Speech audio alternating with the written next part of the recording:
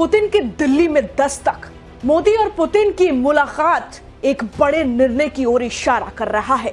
पूरी दुनिया में ऐसा क्या बदलने जा रहा है जिसकी वजह से अमेरिका की धड़कनें तेज हो गई है।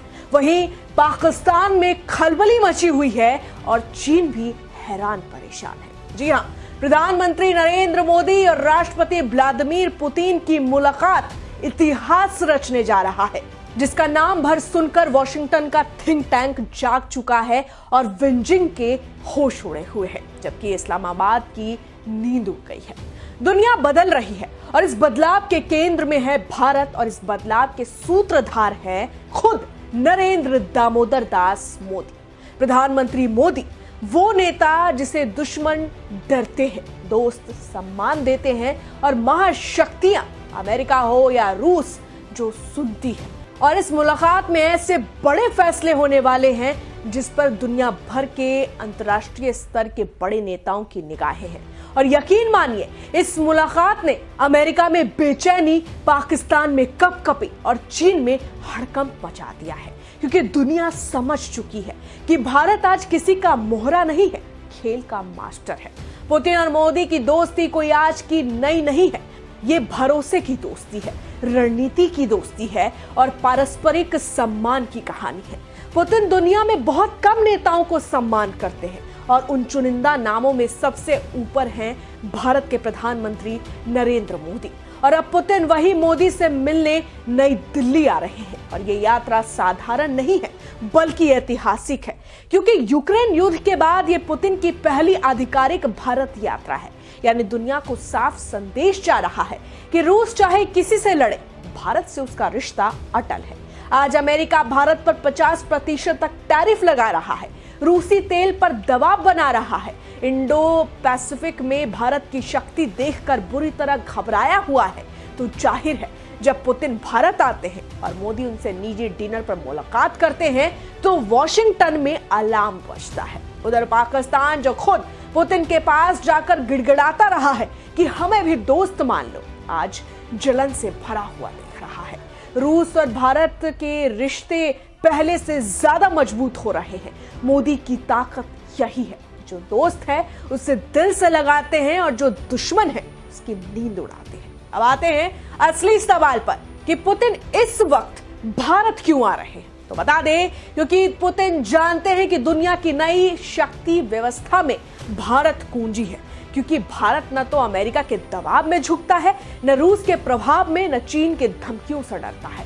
पुतिन तो अब चीन को आगे करके एक रणनीतिक त्रिकोण बनाने की कोशिश कर रहे हैं। भारत, रूस, चीन दुनिया में वो देश जो सबसे तेज अर्थव्यवस्था और सबसे ताकतवर सेना में एक है। यानी अगर तीनों एक साथ होते हैं तो दुनिया का नक्शा बदलना तय है। पुतिन जानते हैं कि अगर ये तिकड़ी बनी तो अमेरिका का वर्ल्ड ऑर्डर हिल जाएगा और इसमें सबसे महत्वपूर्ण भूमिका किसकी है?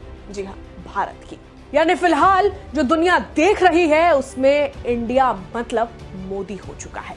अब बात करते हैं इस हाई प्रोफाइल 28 घंटे की यात्रा के हर बड़े पड़ाव की, जब रूस के राष्ट्रपति व्लादिमीर पुतिन और भारत के प्रधानमंत्री नरेंद्र मोदी एक साथ होंगे।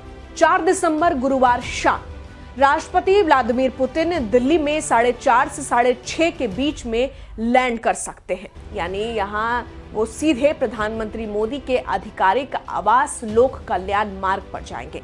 पुतिन के सम्मान में निजी डिनर होगा, वही परंपरा जो पुतिन ने पिछले साल मॉस्को में निभाई थी। जबकि शुक्रवार की सुबह यानी 5 दिसंबर सुबह में राजघाट जाकर व्लादिमीर पुतिन महात्मा गांधी को श्रद्धांजलि देंगे। राष्ट्रपति भवन में औपचारिक स्वागत होगा, जबकि प्रधानमंत्री मोदी और राष्ट्रपति पुतिन की हैदराबाद हाउस में शिखर बैठक होने जा रही है। शुक्रवार दोपहर यानी 4 दिसंबर की दोपहर दोनों नेताओं का कार्यकारी लंच होगा।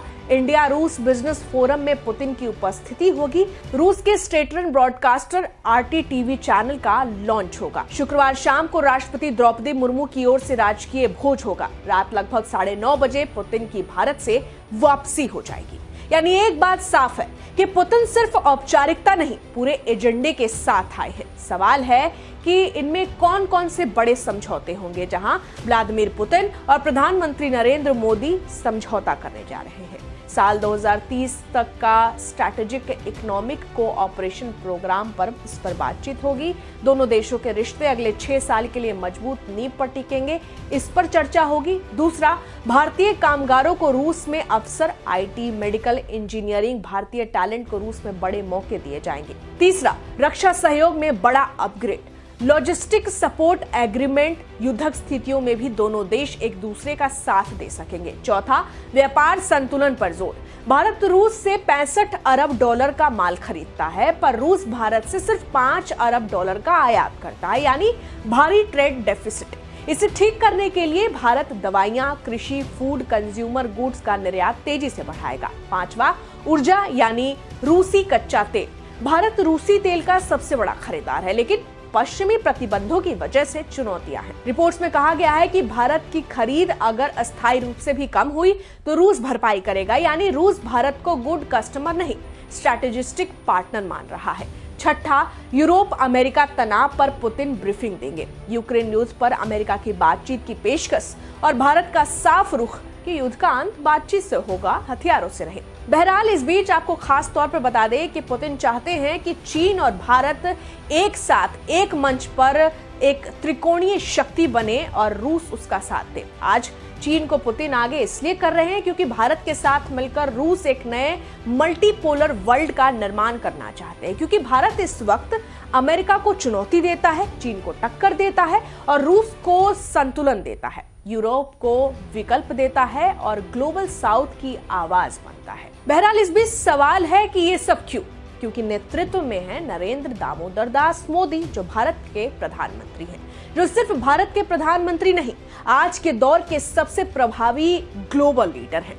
तो ये पुतिन मोदी मुलाकात सिर्फ एक यात्रा नहीं, ये दुनिया की राजनीति में आने वाले तूफान की शुरुआत है। अमेरिका देख रहा है, चीन समझ रहा है, पाकिस्तान डर रहा है और दुनिया मान रही है कि भारत अब सुपर पावर बनने की राह पर नहीं है, बल्कि बहुत जल्द यही भारत सुपर पावर बन जाएगा। बहरहाल इस पूरी खबर में इतना ही, लेकिन आप इस पूरी खबर को लेकर क्या सोचते हैं, आपकी क्या राय है, कमेंट में जरूर लिखें। मैं आपके साथ रंजना उपाध्याय, आप देख रहे हैं HCN न्यूज़। धन्यवाद।